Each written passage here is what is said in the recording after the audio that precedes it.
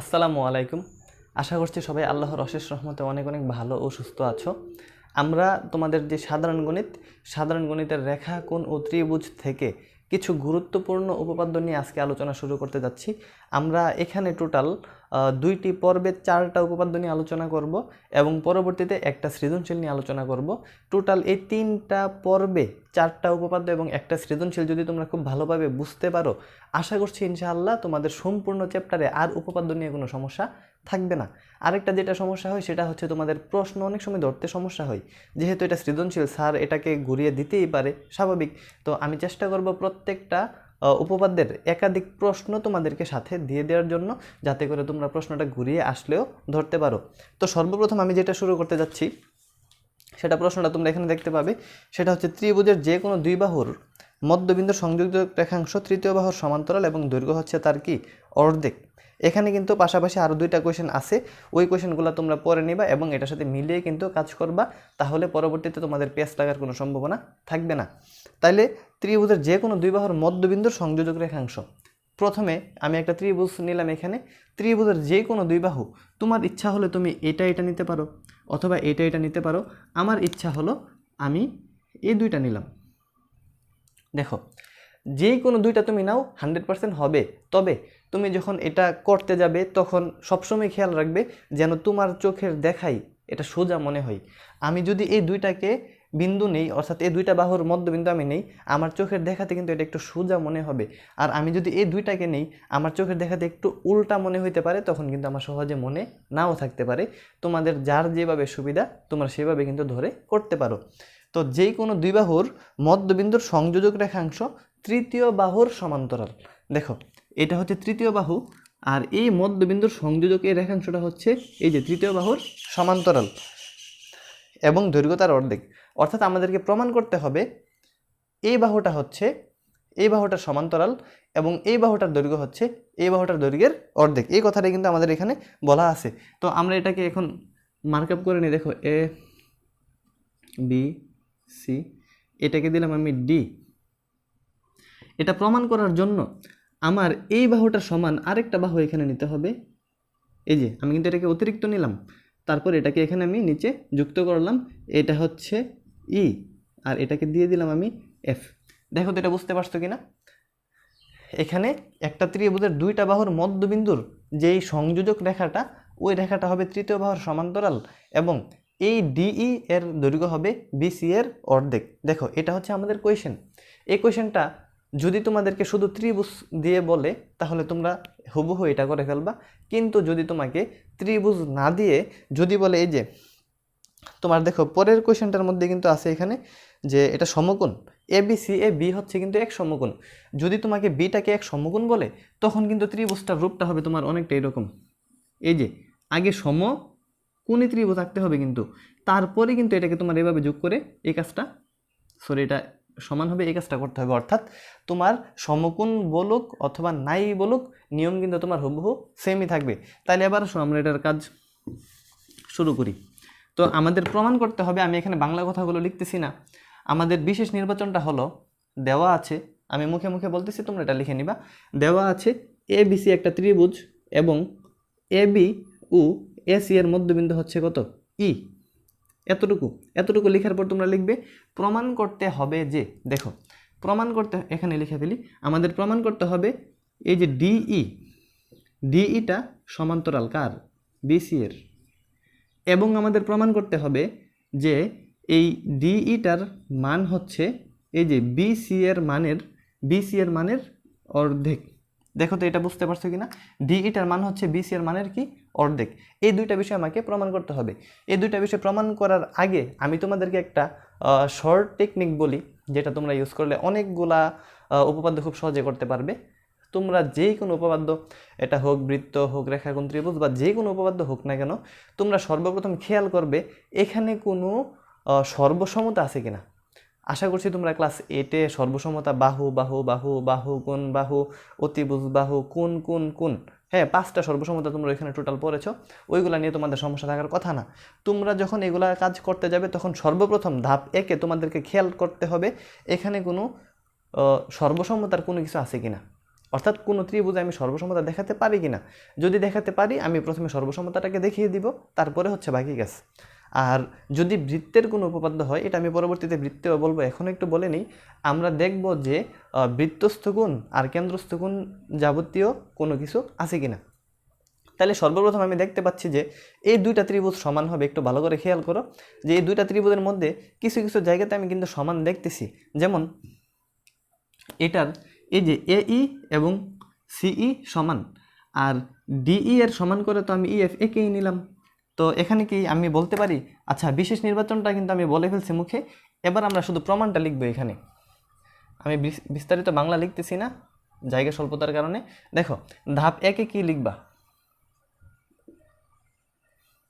ধাপ একে আমরা লিখব যে এই যে এডিই এবং সিইএফ দুইটা ত্রিভুজ আমরা দেখতে পাচ্ছি। এখানে লিখো যে এডিই এবং কি সিইএফ ত্রিভুজ হতে পাই। এডিই এবং সিইএফ ত্রিভুজ হতে আমরা কি পাই, দেখো আমি কিন্তু এখানে আগে মার্ক আপ করে রেখেছি। এ এর মান, এ এর সমান কে সিই, তারপর ডি এর সমান কে ইএফ। এই যে ডি এর সমান হচ্ছে ইএফ। তো এখন তোমরা যে বাহু কোণ বাহু সর্বসমতা পড়েছ, সেখানে কিন্তু তোমরা পড়েছিলে দুইটি বাহু এবং তাদের অন্তর্ভুক্ত কোণ হতে হবে। এখানে যদি এই যে এই এবং ডিই যদি দুইটি বাহু হয়, তাহলে এই দুইটি বাহুর অন্তর্ভুক্ত কোণ কে হবে, এই যে এটা হবে কিনা। তাহলে আমি এখানে লিখি এ ডিই, এই যে দেখো এ ডিই, আর নিচের ত্রিভুজের এই দুইটা বাহুর অন্তর্ভুক্ত কোণ হচ্ছে এই যে এটা, এটা মানে হচ্ছে সিইএফ। সিইএফ এই দুইটা কোণ যে আমি সমান লিখলাম, কোন শর্তে তারা সমান, অবশ্যই তো আমার একটা যুক্তি থাকতে হবে, আমি তো এইভাবে লিখে ফেললে হবে না। এই যুক্তিটা হচ্ছে আমরা জানি এক্স আকারে যদি কোনো কোণ উৎপন্ন হয়, এই বিপরীত কোণগুলোকে বলা হয় পরস্পর বিপ্রতীপ কোণ। এবং এই বিপ্রতীপ কোণের সংজ্ঞানুসারে অর্থাৎ যুক্তি অনুসারে এই যে বিপ্রতীপ কোণ, বিপ্রতীপ কোণের হিসাব অনুসারে কিন্তু এই দুইটা কোণ পরস্পর সমান। তাহলে দেখো বাহু কোণ বাহু, অর্থাৎ একটা ত্রিভুজকে দুইটা ত্রিভুজের সর্বসমতা দেখানোর জন্য আমাদের কিন্তু বাহু কোণ বাহুর দরকার। আমরা এখানে দেখিয়ে দিলাম। তাহলে আমি বলতে পারি কি, সুতরাং ত্রিভুজ এ ডিই, এই যে এটা কিন্তু সর্বসম চিহ্ন, ত্রিভুজ কি সিই এফ। বাস, দুইটা ত্রিভুজ যদি সর্বসম হয়, একটা ত্রিভুজের তিন বাহু এবং তিন কোণ, অপর একটা ত্রিভুজের তিন বাহু এবং তিন কোণ পরস্পর সব কিছুই কী হবে, সমান হবে। তাইলে আমার যে জায়গাগুলো বাকি আছে ওই জায়গাগুলো এখন আমি লিখব। দেখো আমার বাকির মধ্যে কিন্তু এই যে আমার কিন্তু এই কোণটা বাকি আছে, তাহলে এই কোণটা কার সমান হবে, এই কোণটা কার সমান হবে এটা বোঝার জন্য তোমাদের আরেকটা কোণ বুঝতে হবে। আমি এখানে একটা জেড লিখি, খেয়াল করো জেড। যখন জেড থাকে, এই জেডের এই যে দুই মাথা, এই দুই মাথা কিন্তু পরস্পর সমান হয় কোন শর্তে, একান্তর কোণের শর্তে। তো আমি যদি এই জেডের সাথে এটাকে কম্পেয়ার করি, দেখো এটাকে একটু যদি আমি এভাবে ঘুরাই ফেলি, তাহলে দেখো এই যে A D E sorry A D F C, এটাকে কি আমি এভাবে লিখতে পারি, এই যে এভাবে লিখতে পারি না, এ ডি এফ সি। এই হিসাব অনুসারে এটাও তো একটা জেড। জেড মানে যে একদম এমন সোজা হতে হবে বিষয়টা এমন, এটাকে ঘুরাই ফেললে অনেকটা এরকম হয়, এরকম হলে দুইটা কোণ সমান হয়। তাহলে এই ডি এবং ই পরস্পর সমান হয় কিনা দেখো তো একান্তর কোণের হিসাব অনুসারে। তাহলে কি আমি এখানে লিখতে পারি যে অ্যাঙ্গেল কত, এডিই ইকুয়াল টু অ্যাঙ্গেল কত সিএফই। সিএফই আমি সিএফই লিখলাম, তুমি যদি সিএফই এর পরিবর্তে সিএফডিও লিখো তাও কোনো সমস্যা নেই। আচ্ছা এটা হলো এবং আমি কি লিখতে পারি, দেখো আবার এই যে D A C F, D A C F, এটাকে কি আমি এভাবে লিখতে পারি, এই যে দেখো তো এটার মতো হয় কিনা, এই যে ডি এ সি এফ, এই যে ডি এ সি এফ, এইভাবে যদি আমি লিখি তাহলে আমি এই দুইটা কোণ তো একান্তর কোণের হিসাব অনুসারে আমার সমান হচ্ছে। তাহলে কি আমি এখানে লিখতে পারি যে ডিএই ইজ ইকুয়াল টু এফসিই। দেখো তো এই বিষয়টা বুঝতে পারছো কিনা। এখন এই যুক্তিটা কি হবে, আচ্ছা এখন এটাকে মুছে ফেলি। আমার এই যুক্তিটা হবে এখানে একান্তর কোণ, কারণ যেহেতু আমরা একান্তর কোণের হিসাব অনুসারে এটাকে লিখছি, এটা হলো কি একান্তর কোণ। দেখো আশা করি এতটুকু পর্যন্ত তোমাদের বুঝতে তেমন কোনো সমস্যা হয়নি। এখন এই কোণগুলো যদি সমান হয়, তোমরা ক্লাস 8-এ এমন একটা প্যাটার্ন পড়েছিলে যে দুইটা সমান্তরাল রেখার একটা ছেদক, ওই ছেদকটার মধ্যে একান্তর কোণ বিপ্রতি কোণ সবগুলো কিন্তু পড়েছিলে। এই কোণগুলো যদি সমান হয় তাহলে তো অবশ্যই ডিএফ এবং বিসি সমান্তরাল হবে। সুতরাং ডিএফ সমান্তরাল কি হবে, বিসি হবে, এটা আমি বলতেই পারি। তাহলে ডিএফ যদি বিসির সমান্তরাল হয়, এই সবটা যদি বিসির সমান্তরাল হয়, তার অর্ধেকটাও তো সমান্তরালই হবে।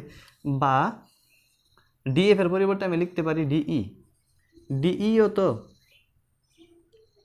বিসি এর সমান্তরাল হবে। দেখো তো বুঝতে পারছো কিনা। তাহলে আমাদের প্রথম যে অংশটা অর্থাৎ এই ডিই যে বিসির সমান্তরাল দেখাতে হবে, এটার প্রমাণ করা কিন্তু কমপ্লিট। এবার আমরা প্রমাণ করব ডিইটা যে বিসি এর অর্ধেক। এটা প্রমাণ করার জন্য আমরা প্রথমে কি নিতে পারি, এখানে খেয়াল করো, আমি কি লিখতে পারি যে ডিএফ আর বিসি পরস্পর সমান্তরাল। কেন? তাদের বিপরীত কোণগুলো সমান, তাহলে তার বাহুগুলো তো অবশ্যই কি হবে, সমান হবে। তাহলে এখানে লিখো যে ধাপ 1 তো শেষ, এবার আসো 2। আচ্ছা এটা পরের ধাপের, এখানে হচ্ছে তোমার ধাপ, এটা একই থাক, এটা হচ্ছে 2। এবার 2 এর মধ্যে আমি কি লিখতে পারি যে ডিএফ ইকুয়াল টু বিসি, এটা তো আমার দেওয়া আছে। বা ডিএফকে আমি কি লিখতে পারি, ডিই প্লাস ইএফ লিখতে পারি না? কারণ এই যে ডিই প্লাস ইএফ হচ্ছে ডিএফ এর সমান্তরাল, ইকুয়াল টু কত হয়, বিসি হয়। বা আমি কিন্তু ওই যে অঙ্কনটা তোমাদেরকে বলতে ভুলে গেছি। তোমরা অঙ্কনে কি লিখবে যে ডিই এর সমান্তরাল করে ইএফ আঁকি, বাস এতটুকু। বা অঙ্কন না লিখলেও কিন্তু চলে। তাইলে ডিই আর ইএফ যদি সমান হয়, আমি কি এখানে ইএফ এর পরিবর্তে ডিই বসাতে পারি না? তাহলে ডিই প্লাস ডিই আমার হচ্ছে না, দেখো তো। তাহলে ডিই কত, ডিই 2 ডিই ইকুয়াল টু কত হয়, বিসি হয়। এবার 2টাকে ওই পাশে নিয়ে নিলে হাফ বিসি হচ্ছে কিনা, এবং এটা হচ্ছে আমার কি প্রমাণিত। খেয়াল করো, তাইলে একবারে ইজিভাবে কিন্তু আমরা এটা করে ফেললাম। এবার আসো আমরা পরবর্তীতে আরেকটা করি। খেয়াল করো, আমাদের এই যে পরবর্তী যেটা অর্থাৎ গুরুত্বপূর্ণ যেই উপপাদ্যটা আছে, সেটার মধ্যে আমি এবিসি একটা ত্রিভুজ নিলাম। এবিসি একটা কি ত্রিভুজ, এবং আমার প্রশ্নে বলা আছে যে এবিসি এর বিসি বাহুর মধ্যবিন্দু ডি হলে, কি হলে, এই যে বিসি বাহুর মধ্যবিন্দুটা যদি ডি হয়, তাহলে প্রমাণ করো যে AB plus AC greater than 2AD। তাহলে আমাকে আগে এডি দেখাতে হবে। এই যে এটাকে আমি এখানে যদি যুক্ত করি, তাহলে এটার নাম হয় কি, দেখো ডি, এটার নাম হলো ডি। অর্থাৎ আমার এবিসি একটা ত্রিভুজ, যেখানে বিসি বাহুর মধ্যবিন্দু হচ্ছে ডি। এখন আমাকে প্রমাণ করে দেখাতে হবে, আমাকে কি প্রমাণ করতে হবে, আমাকে প্রমাণ করতে হবে AB plus AC greater than 2AD। এটা হচ্ছে আমার প্রমাণ করতে হবে। এটা আমি এখানে লিখে রাখলাম। আর আমি তো বাংলা কথাগুলো লিখতেছি না, এটা আমি মুখে বলি। তাহলে তোমাদের এই যে প্রশ্ন, এই প্রশ্ন অনুসারে বিশেষ নির্বাচন তোমরা কি লিখবে? তোমরা বিশেষ নির্বাচনটা লিখবে, মনে করি এ বি সি একটি ত্রিভুজ, যেখানে বিসি বাহুর মধ্যবিন্দু হচ্ছে কি ডি। এডি রে কী করি আমরা, যোগ করি। এটা অঙ্কনেও লিখতে পারো যে এডিকে, না অঙ্কনে আমি একটু পরে আসতেছি, এডি যোগ করি, তারপরে লিখবে প্রমাণ করতে হবে AB plus AC greater than কি 2AD। এবার এটা প্রমাণ করতে গেলে আমাকে একটু সাহায্য নিতে হবে। সাহায্যটা কি, এডি। দেখো এডি এর সামনে দ্বিগুণ, তাইলে এডিকে আমার ডবল করতে হবে। আমি বোঝার সুবিধার্থে এডিকে কি করতে হবে, ডবল। অর্থাৎ এটা ঠিক যতটুকু বড় ঠিক ততটুকু দৈর্ঘ্য নিয়ে আমি আরেকটা আঁকলাম। দেখো এই এডি এর সমান করে আমি আরেকটা আঁকলাম, এবং এটার নাম আমি দিলাম মনে করো ই। এডি এর সমান করে আমি কি আঁকলাম, এখানে ডিই আঁকলাম। তারপর যে কাজটা আমাকে করতে হবে, এই ই এর সাথে হয় তুমি বিকে যোগ করবে, না হয় তুমি সিকে যোগ করবে। আমি এখানে সিকে যোগ করতেছি, দেখো আমি সিকে যোগ করলাম। তোমরা চাইলে কিন্তু এডি এর সাথে ই এর সাথে তোমরা চাইলে বিকে যোগ করতে পারো, অথবা কি সিকে যোগ করতে পারো।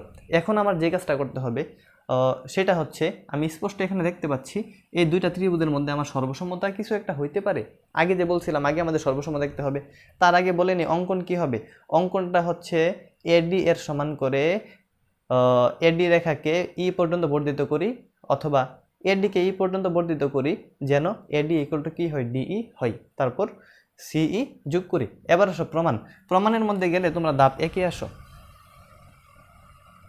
ধাপ একের মধ্যে তোমরা কি লিখবে? ওই যে আগে বলছিলাম সর্বসমতার যদি কোনো স্কোপ পাও তাহলে এটাকে সর্বসমতা করে ফেলতে হবে।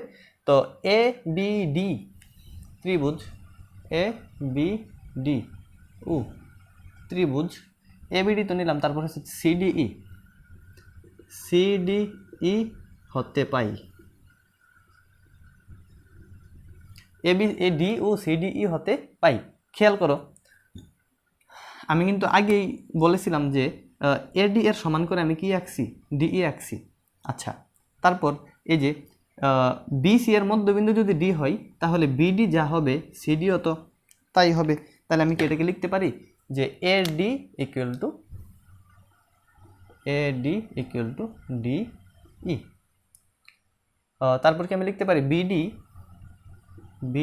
Equal to CD? অবশ্যই লেখা যায়। তো আমি যেহেতু দুইটা বাহু নিছি, এটা একটা বাহু, এটা একটা বাহু, এই বাহু দ্বয়ের অন্তর্গত কোণ হয়েছে এইটা, আর নিচের ত্রিভুজের এই কোণটা হয়েছে এইটা। তাহলে আমি কি এখানে বলতে পারি যে A DB equal to angle CDE. এই দুইটা সমান হয় কোন শর্তে? দেখো, তারা এক্স আকারে আছে, মানে বিপ্রতীপ কোণ। একটু আগে বলেছিলাম বিপ্রতীপ কোণ কী হবে? বিপ্রতীপ কোণের হিসাব অনুসারে তারা সমান হয়।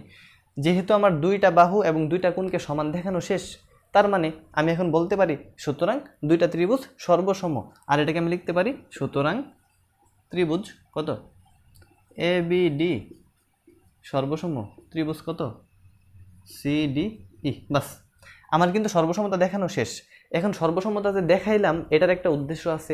উদ্দেশ্যটা হচ্ছে দুইটা ত্রিভুজের মধ্যে তিন বাহু তিন কোণ অবশ্যই কী হবে? সমান হবে। যেহেতু দুইটা ত্রিভুজ সর্বসম হয়েছে, আমি কি এখন বলতে পারি যে এই ত্রিভুজের যে অতিরিক্ত বাহু, এইটা, আর এই ত্রিভুজের যে অতিরিক্ত বাহু এটা, যেহেতু ওই দুই বাহু সমান হয়ে গেছে, তাহলে তৃতীয় বাহুটাও তো পরস্পর কি হবে? সমান হবে। তাইলে এ বি ইকুয়াল টু কি? সিই। সুতরাং এ বি ইকুয়াল টু কি? সিই। আশা করি এতটুকু বুঝতে তোমাদের কোনো সমস্যা হয়নি। এবার আমরা প্রমাণের সাথে চলে আসি। প্রমাণের সাথে চলে আসতে হলে আমার ধাপ 1 শেষ হইল। এবার আসো ধাপ কত? 2। ধাপ 2 এর মধ্যে আমি অনুসিদ্ধান্ত নিয়ে আলাদা একটা ক্লাস নিব। সেখানে তোমার রেখাগুণ ত্রিভুজ এবং বৃত্তের সমস্ত অনুসিদ্ধান্ত যেগুলো তোমাদের বেশি দরকার লাগবে ওইগুলো আলাদা একটা আলোচনা থাকবে। ওইটা তোমরা একটু কষ্ট করে দেখে নিবে, তাহলে অনুসিদ্ধান্ত নিয়ে কোনো সমস্যা তোমাদের থাকবে না। এখানে শুধু আমি অনুসিদ্ধান্তটা বলি। অনুসিদ্ধান্তটা হচ্ছে তোমার একটা ত্রিভুজের যে কোনো দুই বাহুর যোগফল তৃতীয় বাহুর চেয়ে বড় হয়। অর্থাৎ তুমি যে কোনো একটা ত্রিভুজ যখন নিবে, এই ত্রিভুজের এই দুইটা বাহু, অথবা তুমি যে কোনো দুইটা বাহুকে যদি যোগ করো, তাদের যোগফলটা এই যে তৃতীয় বাহুটা, এই তৃতীয় বাহুর চেয়েও কী হবে? বড় হবে। তাহলে একটা ত্রিভুজের যে কোনো দুই বাহুর যোগফল হচ্ছে কি? তৃতীয় বাহুর চেয়ে বড়। এই হিসাব অনুসারে কি আমি লিখতে পারি যে এ বি সি ত্রিভুজে, দেখো তো, এ বি সি ত্রিভুজে, এই যে এ বি সি ত্রিভুজে আমি কি বলতে পারি এ বি প্লাস এসি? খেয়াল করো, আমি কি এখানে বলতে পারি A B plus AC? Sorry, A B C না, আমি এ সি ইতে চলে আসি, কারণ আমার প্রমাণে তো এটা নেই। আমার লাগবে এ সিই, তাহলে হবে এসি প্লাস সিই। এসি প্লাস সিই, এই দুইটা বাহুর যোগফল অবশ্যই দেখো তো এই যে এই থেকে বড় হয় কি না। আমি এই সম্পূর্ণ ত্রিভুজটা নিচ্ছি কারণ হচ্ছে আমার তো 2AD প্রমাণ করতে হবে। 2AD প্রমাণ করতে হলে তো আমার এই মধ্যমাটা থাকতেই হবে। তাহলে মধ্যমা যদি নেই, এই অংশটা বাদ দিলে এসিই একটা ত্রিভুজ হচ্ছে, এই ত্রিভুজের এই দুই বাহুর যোগফল হবে অবশ্যই তৃতীয় বাহুর চেয়ে কি? বড়।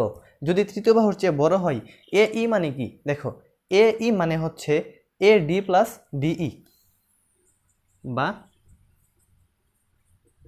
এর পরিবর্তে আমি লিখব AD প্লাস ডিই, বা এসি প্লাস সিই। এসি প্লাস সিই, এডি প্লাস ডিই। দেখো এডি আর ডিই দুইটা তো সমান, তাহলে আমি কি এডি প্লাস এডি লিখতে পারি না? এডি প্লাস এডি আমি কেন লিখলাম? কারণ ডিইর মান কার সমান? এডি এর সমান। তোমরা সাইড নোটে এগুলো কিন্তু লিখে দিবা। তাইলে আমার এখানে এসি প্লাস সিই আমার প্রমাণে লাগবে এবি প্লাস এসি। তার মানে আমার এসি তো ঠিক আছে, সিইটা ঠিক নেই। সিইর জায়গাতে আমাকে কাকে লিখতে হবে? এসি লিখতে হবে। আমরা একটু আগে এখানে লিখতে পারি বা এবি প্লাস এসি, আর এটা কি 2AD লেখা যায় না? দেখো তো, এই তো আমাদের প্রমাণ হয়ে গেল এবি প্লাস এসি 2AD সমান। ওই যে আগে আমরা বের করেছি এবির মান হচ্ছে সিইর সমান, এই সিইর পরিবর্তে আমি কি বসাই ফেললাম?